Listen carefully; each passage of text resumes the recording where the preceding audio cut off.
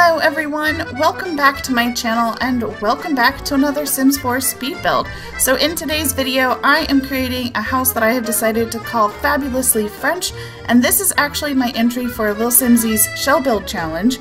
So if you've never heard of a shell build project before, basically someone makes a shell of a house and doesn't put in any doors or walls or anything like that, and then you have to furnish it, do the doors, the windows, and usually there's like restrictions like, you know, not building any additional exterior walls, not using custom content, things like that.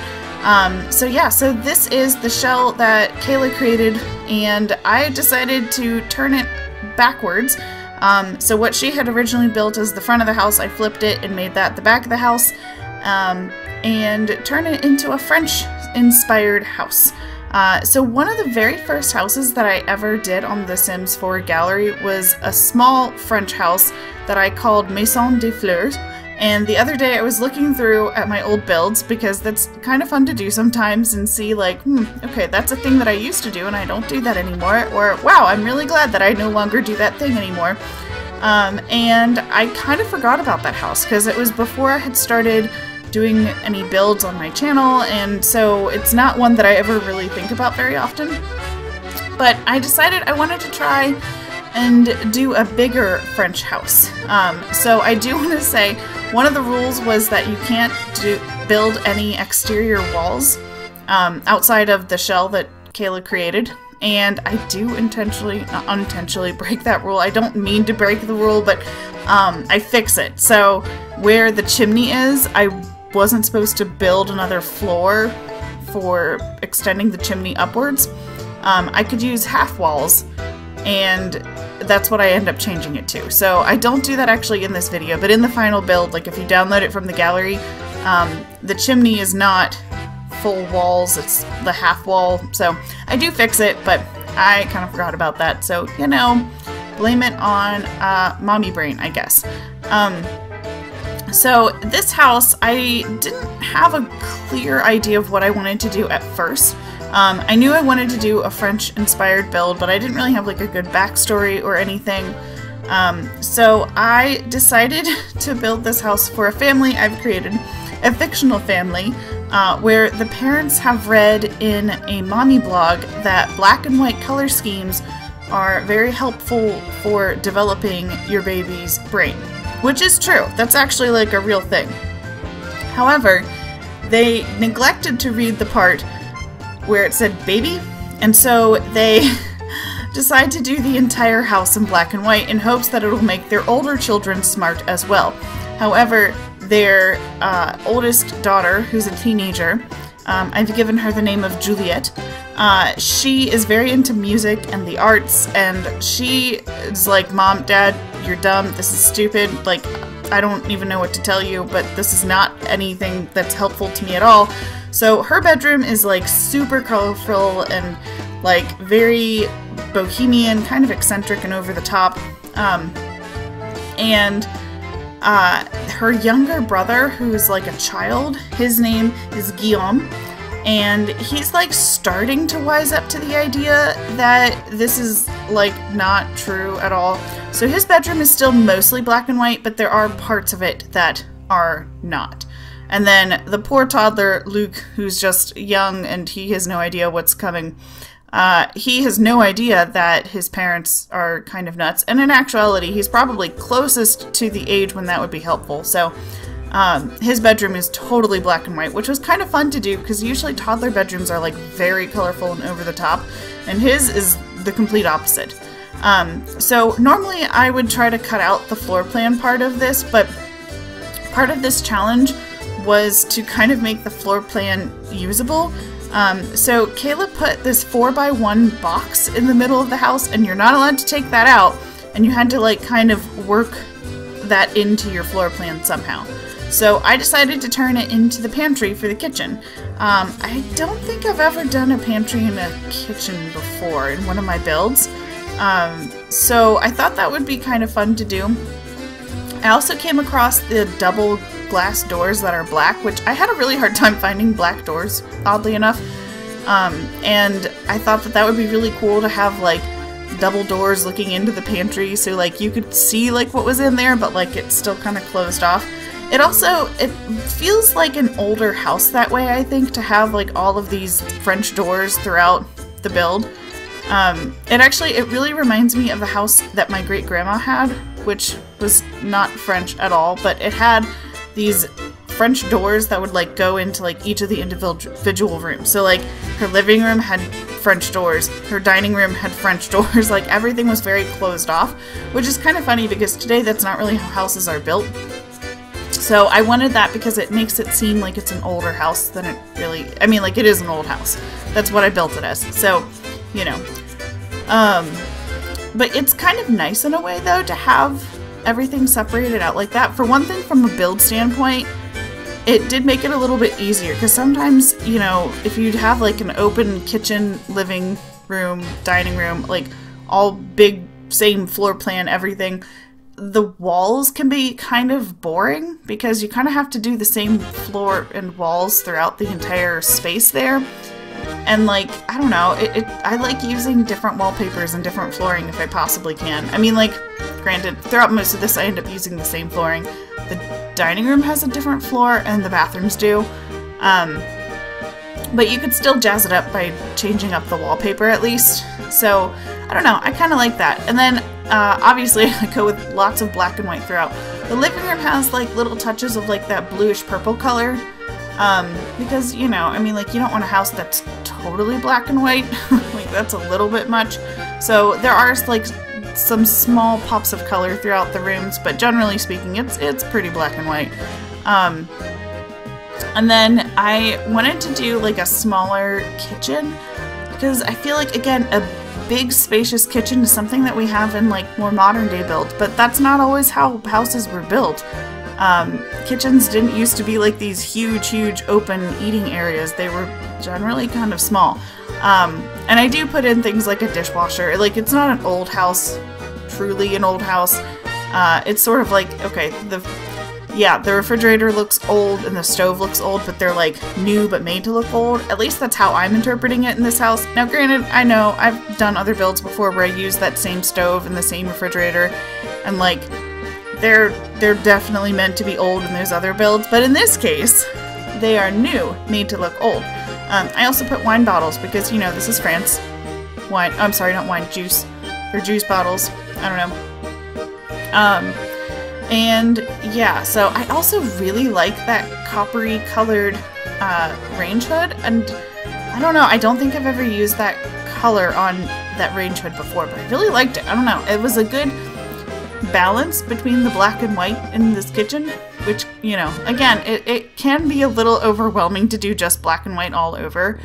And yeah, and so I decided to use my favorite hanging herb things from the Laundry Day stuff pack, and there's some like old milk canisters. I did put the trash inside of the pantry, which your Sims should be able to get in there to throw away stuff.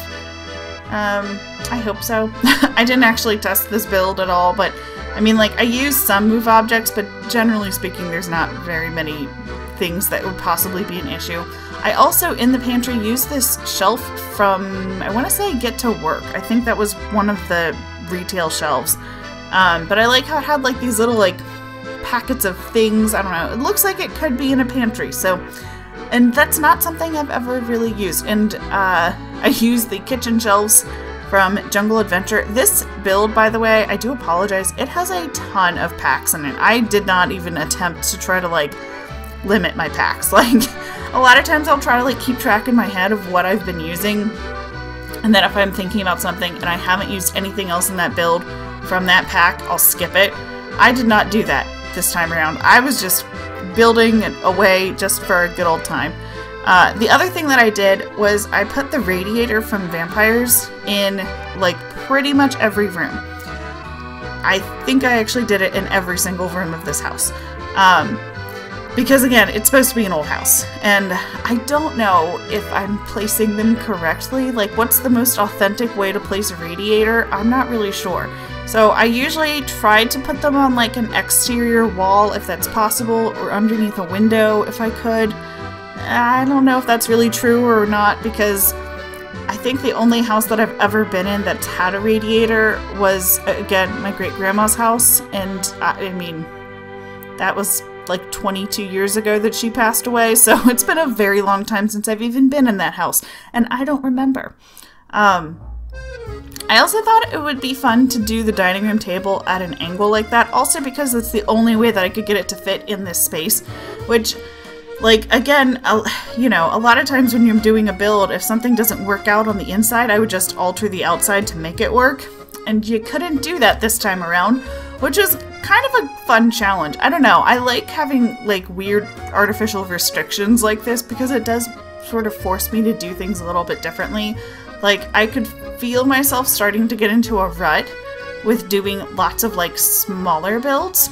And some of that is because I don't have very much free time right now because I have like a 3-month-old baby at home, so my time to play The Sims is pretty limited. But I really hustled to get this build done. I'm not gonna lie. Like, I haven't done a house this large in a very long time, but yeah, it was fun. It was fun to, I don't know, do something a little different, kind of force myself to be a little bit more creative.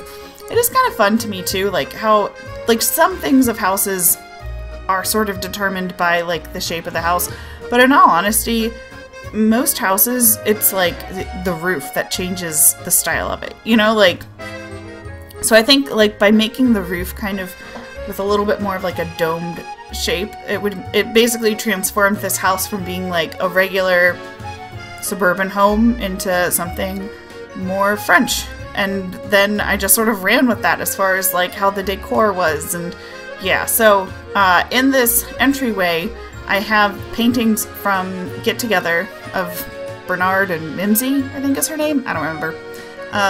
So for the sake of my story, this is the father and mother of either the guy or the woman who owns this house now. So it's like a family home, basically. And so they have since passed away. That's why there are those vases there, and, you know, they can either just be vases or they can be urns. I'll let you decide that one. So yeah, so like the front hallway is kind of like honoring their legacy because, you know, it's an old house. So I thought that would be kind of fun, like, oh, it's been shared through the generations. So then this bedroom is now the master bedroom, and it's also not in black and white. I decided that for the master bedroom, I, you know, wanted to do something that was a little bit more peaceful, so I went with like kind of like a light purple and gray color scheme because, you know, is really sleeping in black and white really that relaxing? I don't know. I feel like that wouldn't necessarily be that relaxing of a room. So I thought that this would be much more peaceful and calm.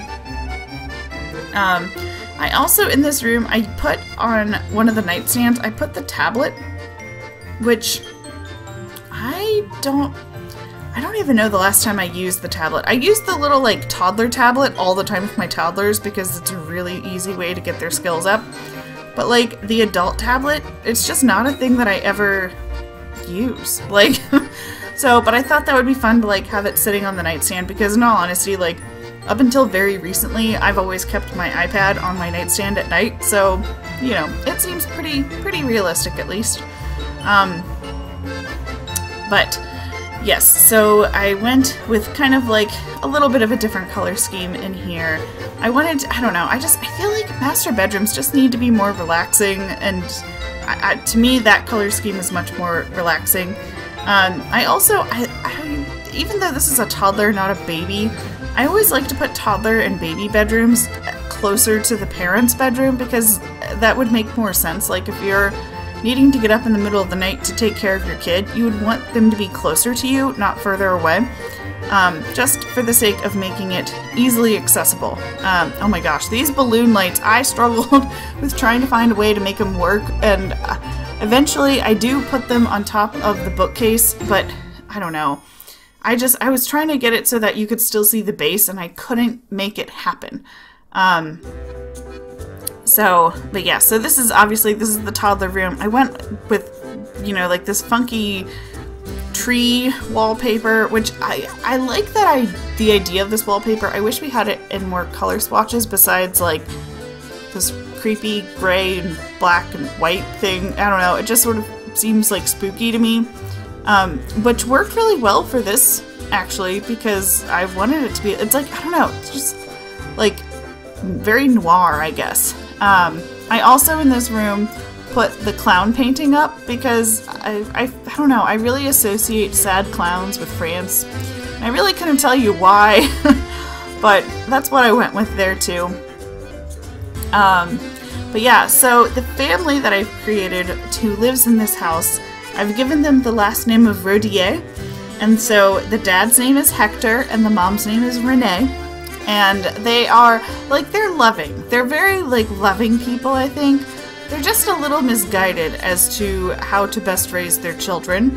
But yeah, so as I said before, the oldest child, her name is Juliette, and she's the teenager. And then they have a child-aged son named Guillaume. And this bedroom here, oh no wait, this bedroom is actually Juliette's. Originally I went with the black and white scheme in here too, and I was like, no, I cannot handle this. I want her to have some color in her room. But yeah, so Guillaume is a child and he is really into void critters, which, by the way, who plays with void critters still? Anyone? I mean, like, that's one of those things that I feel like the Sims team really hyped it up a lot when the Kids Room Stuff Pack came out. And like now it's, I don't know, I don't ever use them. Let me know if you guys actually use void critters like in your gameplay, because I never do. It's just, it's a shame because it's a fun thing. It's just something that I always forget about. I don't know. And then their youngest child, who's the toddler, his name is Luc. So I don't know. I took French when I was in high school, so I have, like, in French class, if you've never taken a foreign language in school, a lot of times you would, like, pick a new name that you would go by in that class. So mine was Christelle, which my real name is Christine, and my French teacher was like, you have the choice to pick any name, and you pick one that's almost exactly like your real name. And I was like, yep. I mean, like, technically I didn't need to pick a new name at all because Christine is a French name. So, you know, just be glad I picked a new name, period. But yeah, so it's kind of funny because one of my good friends whose her French name was Juliette. So I don't know, I didn't like name the teenage daughter after her or anything, but it's just funny, like I did like a French name generator and I was like, oh right, Juliette, that's a good name. And I don't know, I like the name Guillaume. I don't know, it's just fun to say. I don't know, I'm strange, I guess. But there was actually a guy in my class in high school whose name was Guillaume. Well, his French name. I don't remember what his real name was, which is kind of sad. I mean, like, we took French together for 3 years, and I'm like, oh yeah, that's Guillaume. I have no idea. But, like, that was the only class we had together, so, you know, like, obviously I remember Juliette's real name because she's, like, one of my real-life best friends. So that's a little different, but, so, yeah, I don't know. I've actually been to France. I went the summer after my senior year of high school. My concert band was chosen to, I don't know, do like a tour through Europe type of thing. And so we flew to Switzerland, and then we took a bus and drove from Switzerland to Austria, to Germany, to France, to Italy, and then back to Switzerland. Or it might have been Italy and then France. I actually don't remember which. But it was really fun, and it was nice too because, like, so I've been to France, but I've never been to Paris.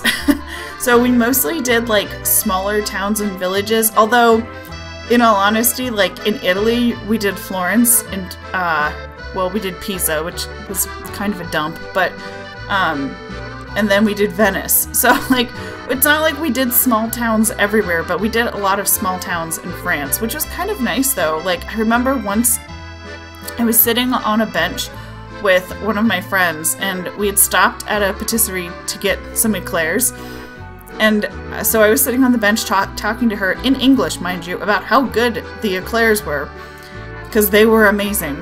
And then all of a sudden, from like a second-story window behind us, this woman pops her head out and she goes, "Oh, bonjour!" And she's like, "Très bien!" I was like, oui, très bien. I'm like, I can speak very rudimentary high school level French, and this French woman was just going on and on to us about how good these eclairs were, and I was like, I don't know what to say to you. But it was really fun. Also, in France, and this is gonna make me sound super lame, but in France, I ate the best sandwich of my life.